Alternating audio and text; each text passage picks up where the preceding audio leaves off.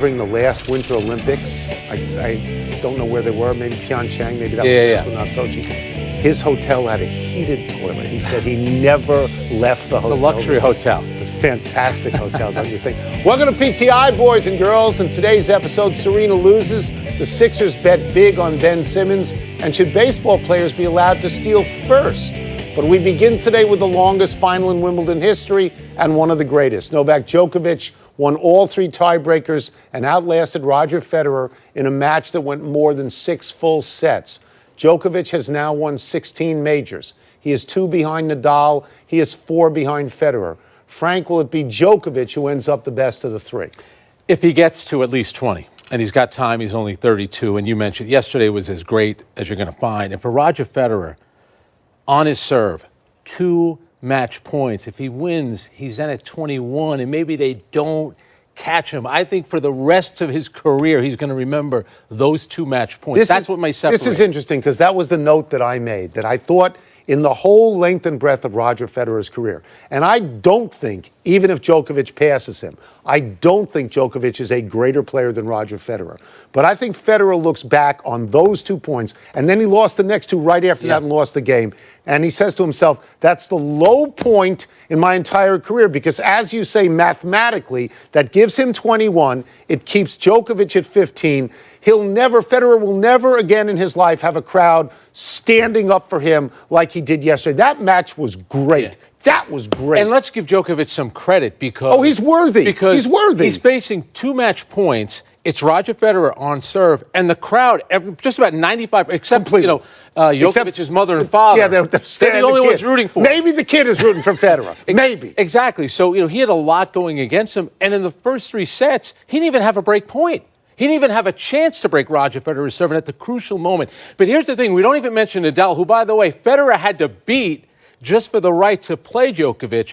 And if you're going to beat Nadal... And that was a great match. It was. And then you got to finish up. So where do you put Nadal in Okay, so this is how I think it works. I think they are all flawed in this regard.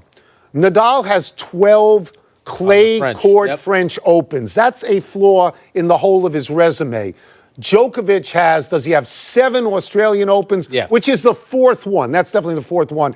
And Federer, his flaw is that Nadal beats his brains out most of the time. And I think Djokovic may have him by 1 or 2 matches at this point. You can go back and forth. My sense of this is, and I'm prejudiced towards the style of Roger Federer. Yes. It's so effortless. It's so beautiful. And the way he comports himself on the court. He doesn't argue or anything like that. To me, this is almost like Larry Holmes beating Muhammad Ali late in his career and being undefeated at that point. And people say, well, you're going to have to consider Larry Holmes. No, Djokovic, as worthy a champion as he is, I don't think he's Federer. I don't. It felt like a soccer match where Djokovic got outplayed, but he won in penalty kicks. Because all 3 sets that he won were in tiebreakers. He was great in the tiebreaker. But he was great. He was great when he had to be great. 2 match points. Yeah, Federer's never going to forget. Yeah. All right. While the men's final lasted nearly 5 hours, Simona Halep needed just 56 minutes to defeat Serena Williams in the ladies' finals for her first Wimbledon title. Halep called it the best tennis she's ever played, as the Romanian committed just 3 unforced errors in 16 games compared to Serena's 25. Serena has now lost her last 3 Grand Slam finals and remains 1 major title from Margaret Court's record of 24. Tony, was Saturday's lopsided result about something lacking in Serena, or did Halep just play the perfect match? I'm not sure there's anything lacking in Serena. We talked about this last week. You were not here, but Stephen A. and I talked about this. Serena's 37 years old, going on 38. She's going to be 38 in a little bit. Roger Federer, 37, going on 38 next month. This is ancient in tennis. A major is set up to sap your strength. It takes 2 weeks to play this thing. You got to play everybody who's in front of you, and eventually you get tired, and you get more tired at 37. You think the age and the nerves get to them in the finals? Because that seems to be the case with both I don't know about the nerves. I think the age does. Because let's go over the 3 people that have beaten Serena in the most recent finals. Kerber, 31, 6 years younger, beat her at Wimbledon. Osaka, 21. And Halep, 27, and she beat Serena in under an hour. The second part of the question about playing a perfect match, this is like in the old days when you played UCLA. It's such a privilege to play against Serena Williams. It's a career maker for you if you win. Of course they're going to get a great effort. You know what amazed me? Throughout the entire tournament, she was cruising. She's in the best shape she's been in, after giving birth. Yeah. And, she was hitting her first serve. She looked dominant. Then she gets to the final. She's not getting her first serve. So you think it's nerves? And here's the thing, especially for her, maybe more so than Roger.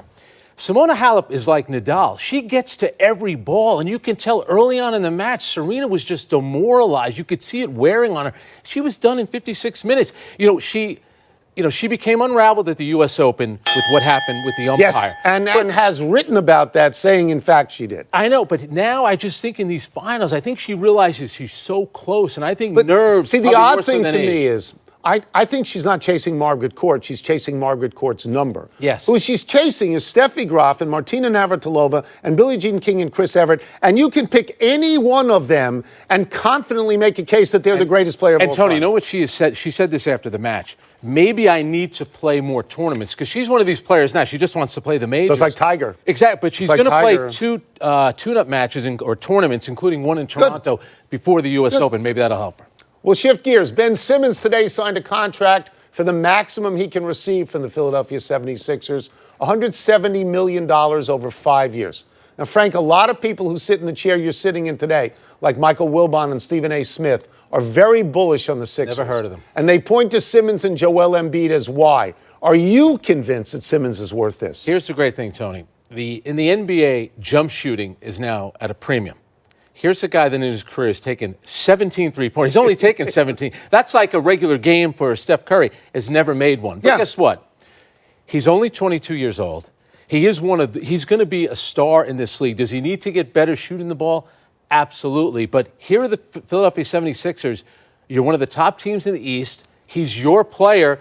There was a lot of movement. You're keeping your best player. I think it was a smart play by the Sixers, and I do think he's worth it. I might give him this one. I won't give him the next one. If he still can't shoot, I'm not going to give him the John Wall Supermax, $170 million, 4 years, so your last deal is $47 million. Yeah. If you have no threes by then, 10 years in, I'm not going to give it to you. I would compare him on some level, on the bad level, because I think he's a great rebounder. I think he's a great passer. I think he does all of that. But on the bad level, I would compare him at the moment to Lonzo Ball. Lonzo Ball can't shoot at all. But Lonzo Ball has, I wrote this down, 165 threes, which is 165 more than Ben Simmons. And the problem with Ben Simmons, 58% foul shooter, and Lonzo Ball's probably around there too. In the last 2-3 minutes of the game, he can't go to the basket because you're going to foul him. He can't make the shot. He becomes a liability. You have to shoot better. You're being a little unfair because he's better than Lonzo Ball. And remember this, too, about Philadelphia. They made it to a Game 7 of the second round against a team that went on to win the NBA championship. Okay. And he could dominate a game in other ways. How about giving him a little bit of credit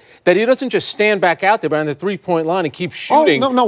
Well, why would he do that? Because he can't make the shots. But at least he understands I'm not his saying game. he's a little bit better than Lonzo Ball. He's a lot better. But that's a comparable in terms of shooting. Well, my problem with the Sixers is this. I don't know how many games Embiid is going to play. And I don't know if Simmons is ever going to be able to make... Is he going to be able to make the shot that Kawhi Leonard made? Yeah. The Damian Lillard? Does he make that shot? In the Eastern Conference, though, you always measure with that. And they added Al Horford, who's going to help them a lot. No, but they lost two guys. They lost Jimmy Butler, they lost J.J. Redick. Everybody who sits there loves them.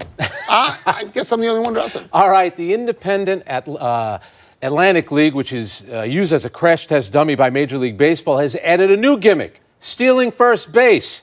On Saturday, Tony Thomas of the Southern Maryland Blue Crabs, that's Tony's favorite team, took nearby first base when an errant pitch bounced past the catcher. In the majors, you know the rule, you can run to first on a third strike that is not caught by the catcher. In the Atlantic League, you could run on any pitch not caught. Tony, would you like to see MLB adopt this rule? I love the rule. It's a great rule. It's going to put so much more pressure on pitchers and catchers. You know, now, let's say a reliever comes in to start an inning, maybe save a game. Yeah.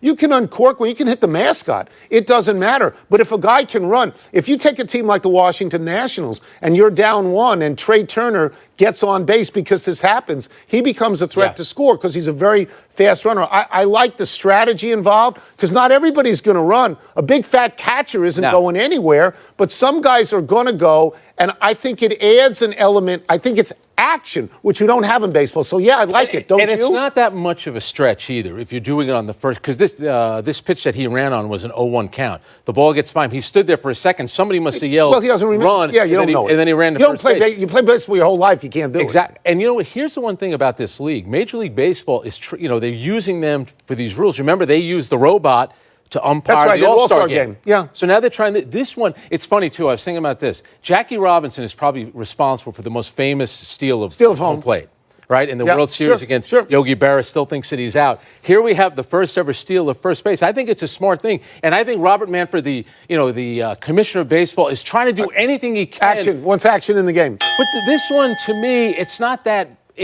much of a reach. It actually kind of is part of the game. But a manager, if you have a power hitter, a manager is going to say, don't you dare run to first base. I want you at the plate where you can produce a home run. The last place I need you is on the bases where you're taking up a lot of space. But I think from the strategies involved. Yes, that's what makes it interesting, the strategy of whether or not you run. Let's take a break. Coming up, is Giannis setting the bar too high for himself? And Fernando Tatis Jr. made a great play this weekend, but was there a better one? What they need to take out of baseball are the home runs. There's too many. That's what the sport is. That is the Wilbon position. So you're sitting in the right chair. Pardon the Interruption is brought to you by Domino's. Order online at... We've been getting wonderful email from all of you for years, but I want you to know that we also accept gift certificates. Yes. Let me get the first one in here. How do you describe what happened at the Angels game on Friday night? That was nothing short of remarkable. Their first home game since Tyler Skaggs passed away suddenly, tragically, on July 1st. Mike Trout hit a home run. They scored 7 runs in the first inning, 13 overall. He was born on July 13th. It was a combined no-hitter in that game, Tony. The last combined no-hitter in the state of California was by the Baltimore Orioles back on July 13th, 1991. That was the day that Tyler Skaggs was born.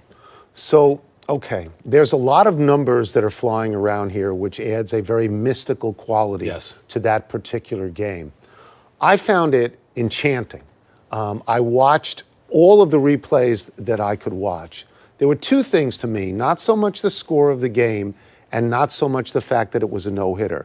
The 2 things that stood out for me especially, his mom. Yes. His mom goes out there and throws out the first pitch. It has to be devastating for her.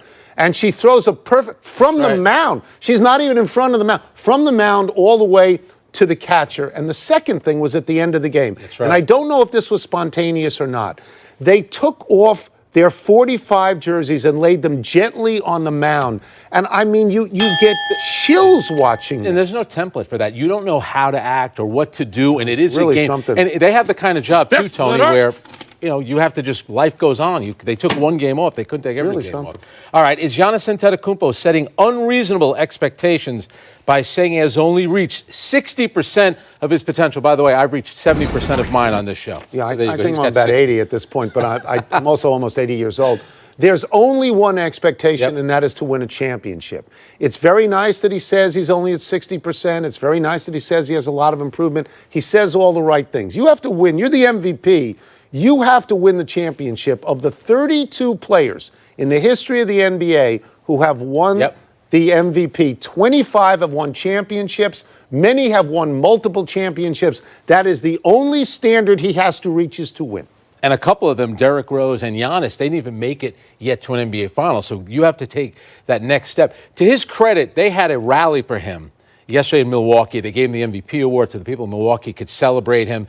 And he said, what do I need to do? And people yelled out, you need to be a better free throw shooter. You need to have a mid-range jump shot. So to his credit, he wants to get better. He knows there are flaws in his game, and they were exposed against Toronto where, Kawhi Leonard completely shut him down. He needs to become a better scorer. But he's young. He's only 24 years old, but we talked about Ben Simmons before. A 3-point shot for Giannis. He's got to get better with that, and mid-range jump shot as well. But talent, real talent. Yes. And one standard. And he wants to get better. Win a championship.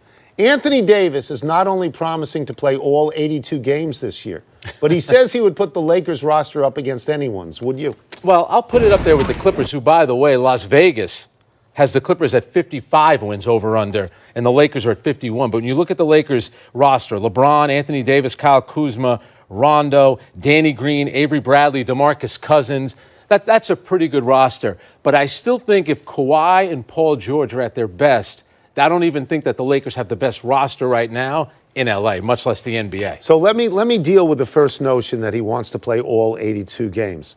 He should. He's rested, and he quit on his team last year. Yes. And that was unspeakable what he did last year. With the shirt, that's all, folks. Yeah, on the last game of the season. The Lakers have a very impressive roster. Many of the players on the Lakers, it looks like the best part of their careers appear to be behind them, right? So I don't know. I find this year may be the most interesting year in the NBA in the last 8 to 10 years. Most of the time, we know exactly who is going to be in there. This year, we don't. And in terms of rosters, without Klay Thompson and without Kevin Durant, whose presence on any one roster might make that change, you don't know this year. Would you play 82 games, though? Nobody plays 82 well, I don't know why you play 82. Nope. I don't really understand. Kawhi Leonard played 60. Load management, How did it work That's for the him? big hit. Worked very well. Yeah. All right, who made the more impressive play, Bryce Harper or Fernando Tatis Jr.? So I watched the Harper play live. This was on Saturday. He's on the warning track in right field. Victor Robles, who's very fast, is running to third. He throws it 310 feet in the air. No bounce, 310 feet, and the ball is waiting for Robles when he gets there. That is a great play. The Tatis play is interesting because he avoids a tag out. It gets in a rundown, avoids a tag out at first base. But in the Tatis play, I think it's the fault of the Atlanta pitcher for missing the tag. I think if Freddie Freeman is there, you got to slap the tag. He was way too casual. So I think it's the Harper play, and I would add one thing about the Harper play. It's against his former team, and that's meaningful. Yeah, and he threw it from the warning track. You know what it reminded me of? And I'll give you a name from the past. Dave Parker used to do that all the time. Great right field throw for the Pittsburgh Pirates. He would throw guys out like that. And that's what you get for trying to stretch it into a triple. But that throw, and that's the one thing should about never Bryce be the Harper first out in the inning at third.